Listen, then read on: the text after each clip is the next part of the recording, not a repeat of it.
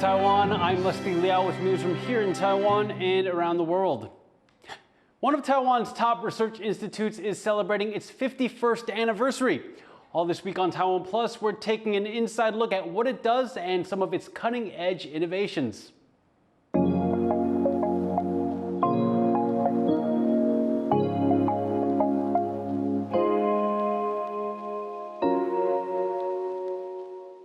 Dr. Edwin Liao spent over 30 years in the United States as an electrical engineer.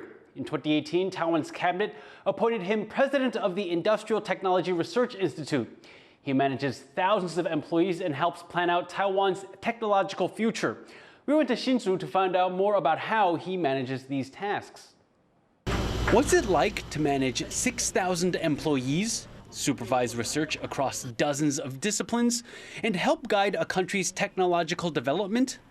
That's a question Dr. Edwin Liao faces every day. He's the president of Taiwan's Industrial Technology Research Institute, or ITRI. Liao is an electrical engineer by trade. He lived in the United States for over 30 years, working at companies like Nexant, Quanta, and Bechtel. He has experience in the tech, power, and artificial intelligence sectors, and returned to Taiwan in 2018 to take up the post. I think that's a kind of opportunities. You cannot plan for it, right? At a time when people are questioning whether Taiwan's energy supply can handle the country's ambitious AI and tech development goals, Liao seems uniquely qualified to face these challenges head on.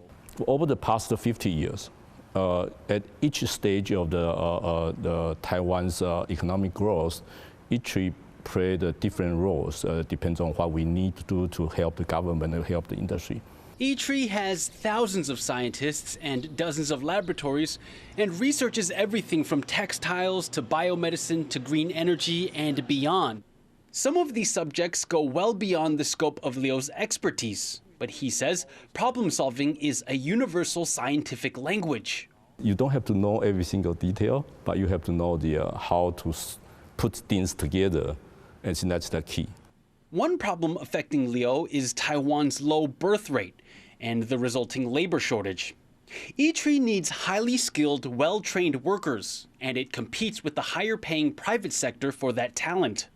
Liao says he doesn't want to attract people with higher salaries, but rather flexibility and the opportunity to grow a career.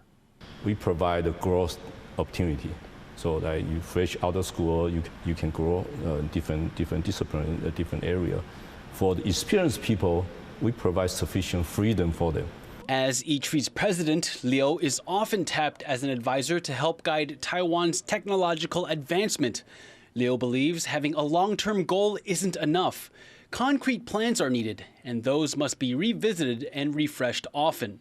We built the 2030 strategy and roadmap, and then just last year we refreshed it, become 2035 technology strategy and roadmap. With over half his life spent in the United States, Liao admits that moving back to Taiwan took some getting used to. I have never worked in Taiwan, so that's the number one culture shock. Number two, I have been in the private sectors, and then coming to this semi-government organization has to deal with a lot of the government policies. But he says being ITRI president is an act of service to Taiwan. He wants to share his years of valuable experience with his home country. My passion to help Taiwan, that's very important. And I also like to share my experience with the whatever I learned in US to kind of make ITRI a better organization. Liao is now in his 7th year as ITRI president. With a focus on long-term planning and problem solving, he's solidifying Taiwan's reputation as a leader in high tech.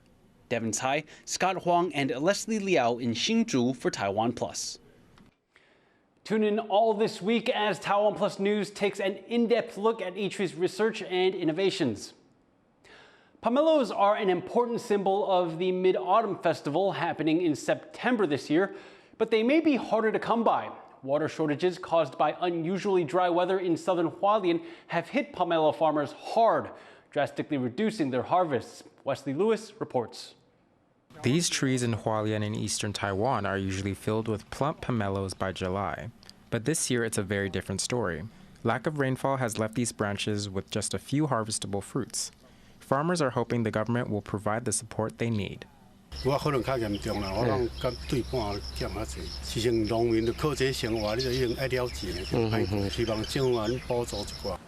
Hualien has seen unstable weather patterns in recent weeks. The north of the county was inundated by consecutive days of heavy rain. But just to the south, where pomelos are grown, it has been dry.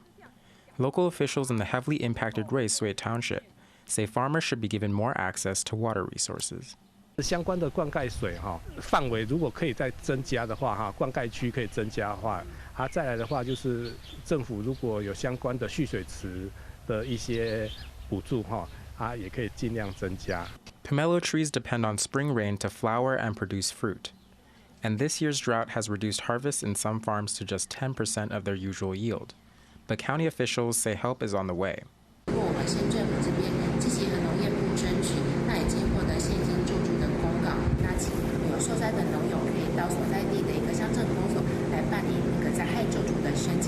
Affected Pamelo farmers are eligible to apply for a subsidy of around $2,500 per hectare. But many farmers worry this won't be enough. And as the Mid-Autumn Festival approaches, farmers may have to raise their pomelo prices to stay afloat. Justin Wu and Wesley Lewis for TaiwanPlus. The local government in Hualien is offering stimulus vouchers to its residents as the area struggles to recover from April's devastating magnitude 7.2 earthquake.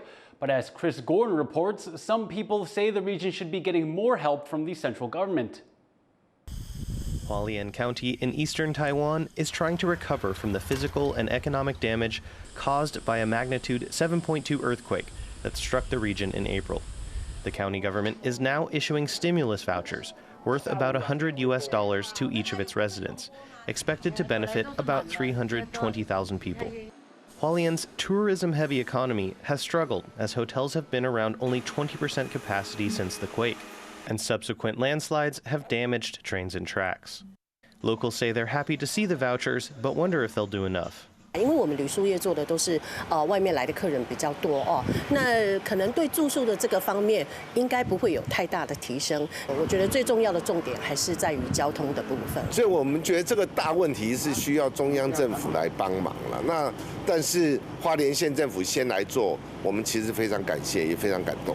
But others have been more critical, such as Hualien legislator and caucus whip for the opposition KMT, Fu Kunqi. 这也是台湾第一次地方政府为了自救而推动的这样的一个消费券，就是用地方的自有财源来救地方。我想中央应该要感到汗颜。 The vouchers are the latest in a series of stimulus measures for the quake-hit area, which have had mixed success. A new app giving discounts when buying Hualien agricultural products has had a rough start this month, with the faulty app leaving many unable to cash in on day one. Other incentives include credits for young people to spend at Hualien businesses in the arts and culture fields, and hotel vouchers for tourists. But fears of more aftershocks and landslides have kept many tourists away, and the area's biggest tourist attraction, Taroko National Park, may not be reopened for years. Despite the challenges, the local government hopes the new stimulus will give a small boost to the wallets and to the hopes of a community in recovery. Patrick Chun and Chris Gorin for TaiwanPlus. Thank you for watching What's Up Taiwan. You can visit the TaiwanPlus website or follow our social media for more stories from Taiwan and around the world. Finally, hop aboard these classic sailing ships visiting Helsinki for the first leg of the tall ship races around the Baltic Sea.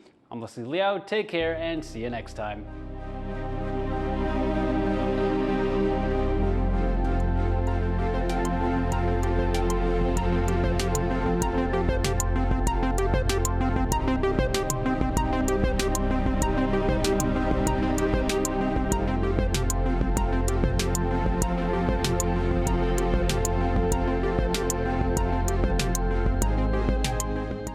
For more stories from Taiwan and around the world, download the TaiwanPlus app.